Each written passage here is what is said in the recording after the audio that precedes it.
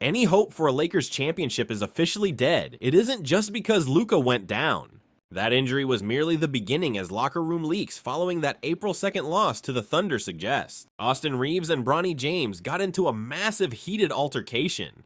Reaves didn't just exchange words, he went for the jugular.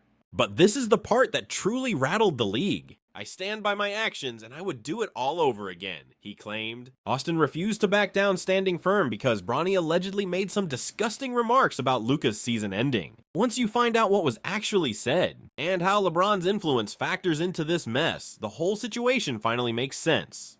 Consider this. While the Lakers were busy getting smoked by 43 points in Oklahoma City, the score was the least of their concerns. The real nightmare was the internal explosion triggered the moment this occurred. Luka wasn't just physically hurt, he was mentally devastated. Remember, he was exactly one single game away from reaching the 65-game eligibility requirement for the MVP trophy. Think about it. He was leading everyone with 33.5 points per game, essentially carrying the entire organization. Then his leg just gave out. He was left lying on that hardwood floor in OKC. Watching him limp off, you could see he knew his entire year was finished. But as Luka dealt with that level of crushing despair, a repulsive scene was playing out behind the curtain in the Paycom Center tunnel. An event that would eventually force Austin Reaves to strike his own teammate. And the details only get uglier. Before the fireworks between Reaves and Bronny even started, a courtside spectator decided it was a good time to trash talk a player who couldn't even stand. This person started screaming at Luka, mocking his tears and calling his defense pathetic. It was easily the most classless act I have ever witnessed, but Austin Reaves didn't just ignore it like most pros do. He went into full protector mode, got right in that guy's face, and things went south.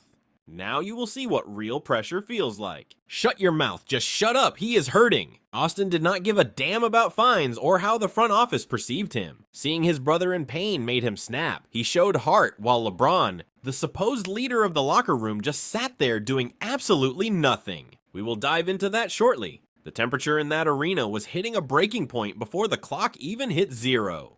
Team sources indicate that the Lakers haven't functioned as a unit for quite some time. They have essentially become two rival factions wearing the same colors. It is the LeBron group versus the Luka and Reaves duo. When those two groups finally clashed in the tunnel 5 minutes later, it wasn't just a debate. It turned into the most high-intensity physical scrap the league has seen in years. And once you hear the specific insult Bronny used to push Austin over the edge, you will realize he earned every single bit of that confrontation. Imagine entering a locker room where your best friend's career just crumbled in an instant only to see a teammate basically throwing a party over it. That is exactly what Austin Reaves walked into the second he hit the tunnel in Oklahoma City. Reaves was already on the verge of snapping after that courtside confrontation with the fans. But rounding the corner, he didn't encounter a team in mourning. Quite the opposite. He saw Bronny James exiting the back, looking incredibly upbeat, laughing as if the team hadn't just lost their franchise star. And I'm not talking about a subtle grin. It was a massive joyful display while Luka was being wheeled out in visible pain. Austin felt that energy, he heard the tone, and then he caught the words that effectively torched the Lakers' season. According to witnesses right there in that hallway, Bronny wasn't just smiling. He was caught red-handed making light of the medical emergency. He made comments about the rotation finally opening up and mocked how Luka was reacting to the leg snap. Look, you have to understand that Reaves isn't just some guy on the roster. He treats Luka like family. To hear a rookie, no, a kid who is only there because of his father's name, trash talk a generational talent who was literally putting the entire organization on his back. Austin did not hold back. He didn't wait for an explanation or demand a sorry. He charged straight at Bronny. This wasn't some fake televised NBA hold me back moment either. This was a man who had officially had enough of the James family's entitlement. In fact, the situation turned so violent that security had to dive in. I mean, a full squad of arena personnel trying to physically pull Austin off of Bronny because Reaves was ready to handle business right then and there. But you won't believe the actual reason behind Bronny's good mood. It is much darker than just having a bad attitude. Bronny realizes that with Luka out, his playing time is about to explode. So for him, it isn't about winning games. It is about that massive LeBron and Son documentary that has been filming every move since training camp started. And that is where his father LeBron enters the picture. They need shots of Bronny stepping up to lead with his dad to sell a story to Netflix or Disney. But this is where things get truly wild. Once the chaos subsided and the press reached Reaves, he skipped the usual PR script. He stared directly, into the lens and delivered a line that is going to haunt LeBron James and his kid forever. He said, and I am quoting him here, "You shouldn't be grinning about something like that. We are supposed to be a team, and this really shows your upbringing." And honestly, Reaves was right on the money. A moment like this makes you wonder what is being said behind closed doors if the kid thinks a star's injury is cause for celebration. Which brings us to the most damning observation of the entire night. Where exactly was LeBron while his teammate's MVP season was ending on the hardwood? He was just standing there near the midcourt logo. No running over to help, no checking in. The guy just stood there with a cold, detached look like he was watching a total stranger deal with a car wreck on the highway. It was a perfect reflection of the LeBron pattern we have seen for a decade. Do you guys remember 2015 when reporters like Joe Varden claimed that LeBron and his camp were calling Kyrie Irving soft for struggling with a knee injury during the playoffs? King James essentially signaled to the press that Kyrie needed to suck it up. It's the same old routine. Unless you're fueling his legacy as the greatest of all time, he treats you as expendable. Consequently, when Luka went down, only a handful of teammates actually stepped up. Jared Vanderbilt, however, was one of the few who cared. Replay footage clearly shows Vando bolting to intercept the camera crews. This wasn't just about being a nice guy. He used his frame to shield Luka from the lens during that raw emotional breakdown. He knew the vultures in the press would exploit that footage for some cheap drama. Vando guarded Luka's dignity while the rest of the squad remained idle. So what kept the others from moving? Sources within the Lakers suggest the bench was genuinely intimidated. They were terrified that showing too much support for Luka would land them on LeBron's bad side, potentially tanking their professional futures. That's the level of toxicity currently poisoning the room. Yet that's just the tip of the iceberg, as Bron has reportedly been bridging the gap with Stephen A. Smith. Let that sink in, considering those two have been rivals for ages. Why would LeBron suddenly decide to bury the hatchet? Easy, he required a megaphone to launch a smear campaign against Luka. Together they manufactured a bizarre angle where Stephen A. began, insinuating that Luka was exaggerating his hamstring strain, simply because the Lakers were tanking while he was leading the charge. When he was seen clutching his leg in the first half, people grew suspicious. That wasn't happening while you were dropping 30 plus for 15 straight games. But now all of a sudden your leg is failing you. Everyone was viewing the situation with major skepticism. He sat there labeling the league's fiercest competitor a quitter just to safeguard LeBron's reputation. This is coming from a man he had blasted relentlessly for a decade. Their mutual dislike once nearly led to a physical confrontation. The most painful aspect is the staggering difference in their character. Think back to just one season ago. LeBron tripped Ivica Zubac, causing a nasty injury, then simply ignored him. He just turned away. Meanwhile, Luka was the first person there to help Zubac up. He stayed by his side until the medical staff arrived. This despite Zubac playing for the opposing team. Luka has always prioritized class and fair play. He's the type to buy meals for ball boys and memorize every security guard's name. He's the soul of the franchise, which is exactly why the James camp feels threatened. Reaves understood this, which is why his anger went beyond a heckling fan. He was shaking with fury, witnessing the betrayal unfold in real time. He watched a close friend suffering. He saw LeBron loafing at midcourt while his son mocked the team's only title hope. Yet the real question remains unasked. Why is the James inner circle so intimidated by Luka's presence? Why are they so desperate to push him out they'd cheer for a season-ending injury? We're looking at something much deeper than a simple locker room brawl in Oklahoma.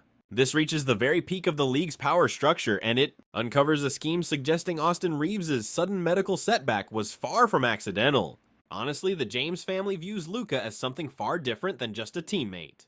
To them, he represents a major threat to the greatest of all-time legacy LeBron is desperately trying to protect at all costs. While fans blamed this Lakers downfall on simple misfortune, a look at the filming timeline for LeBron's $50 million biopic proves it's actually a cold calculation. This is a deliberate power move. Consider the scenario if Doncic secures an MVP and a title in LA while the King is still playing. The whole LeBron as the team's savior story goes up in smoke instantly. LeBron is desperate to remain the primary protagonist, a role impossible to maintain while Luka is putting up 33.5 points every night, making the veteran look like an expensive bench ornament. What's truly wild is how blatant the whole thing is. You can see the manipulation in the box scores if you know what to look for. Recently, Bronny James has been logging heavy minutes that simply don't align with his actual skill level. This is clearly about manufacturing stats to provide enough highlight reel material for the documentary crew to frame him as an actual pro. He's being forced into clutch situations while reliable players, like Austin Reaves, find themselves sidelined just to clear the path. Ironically, the younger James's performance has been flat out dismal. He's barely managing 2.4 points while shooting a pathetic 35%. On paper, he's among the least effective players to ever see regular action in the pros. Still, he's hogging the court while the actual playmakers are glued to the bench. As Luka was nearly breaking himself trying to keep the Lakers' postseason hopes alive, Bronny was busy committing turnovers that would get a middle schooler benched. And this isn't just league-wide gossip. LeBron himself clearly sees his son as a massive liability on the floor.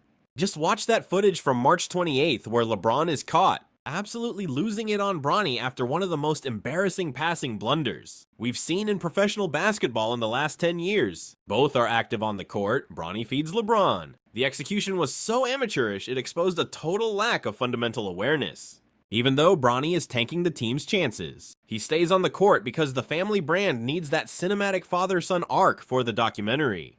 That moment Bronny mocked Luka's pain wasn't just immaturity.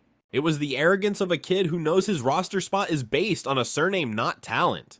But things take a dark turn into full-blown conspiracy territory right here. Mere days after Austin Reaves defended Luka and confronted Bronny in the tunnel, he's suddenly sidelined with a major muscle tear. The timing is so perfect it feels like a scripted plot point. Currently, the only two players with the courage to defy LeBron's dominance and steal his thunder are both conveniently confined to the medical wing. Now that Luka and Austin are out of the picture, the path is wide open for LeBron to seize control of the headlines for the remainder of the year. It honestly feels like the James clan doesn't mind the Lakers' title hopes dying provided they capture the perfect footage for their retirement documentary. But hold on, this is where it starts smelling fishy. Retrospectively, it's clear LeBron has been orchestrating this move for a long time. Rich Paul didn't simply wake up one day in January and decide to shop Austin Reaves just for kicks.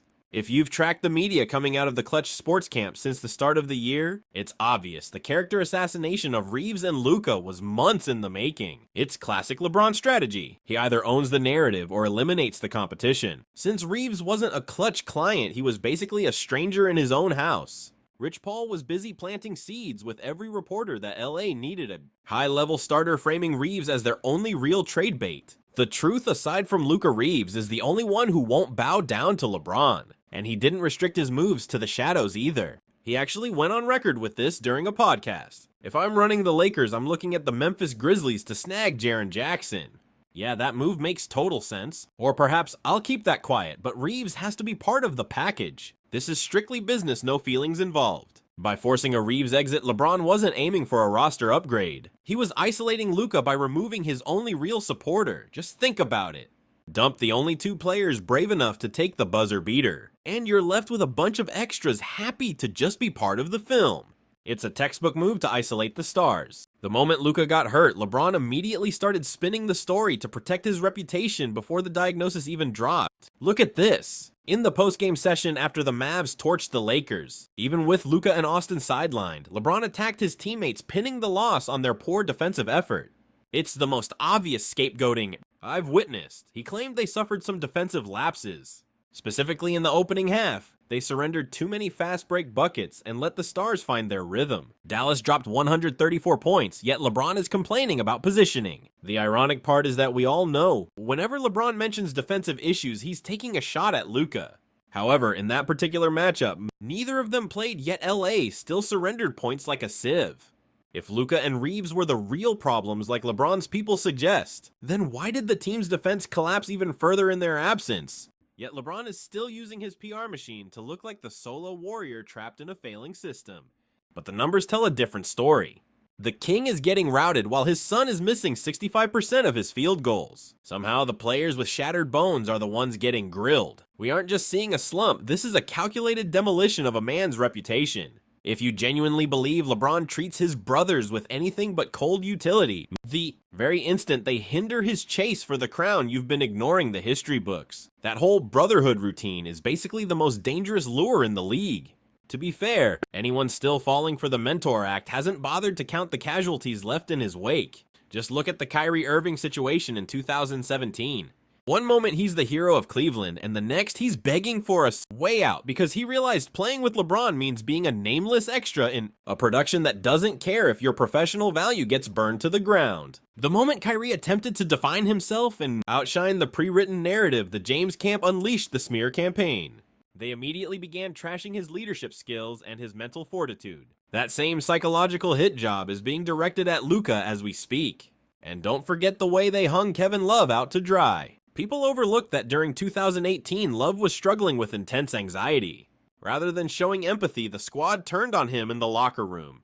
The reason? LeBron's inner circle decided Love's mental health was just an inconvenience to their title hopes. It's a heartless, predictable cycle of discarding people. To LeBron, teammates aren't people, they are just trade chips. You either fuel his personal legend or you're debris that needs to be swept off the runway. Since Luka is the current roadblock to that story, he's getting the Kevin Love treatment in real time. While Luka is spiraling into what insiders call a deep emotional void, the film crews for the James Family reality show haven't stopped recording for a heartbeat. Sources like Dave McMenamin say the vibe around Luka since his leg gave out is tragic. The kid is completely broken inside and out because he sees his MVP run being suffocated by a poisonous culture. I was just in that Lakers room and saw a hauntingly quiet Luka sitting by himself in a corner while he adjusted a support sleeve on his torn hamstring. But look just 10 feet further down that same hallway.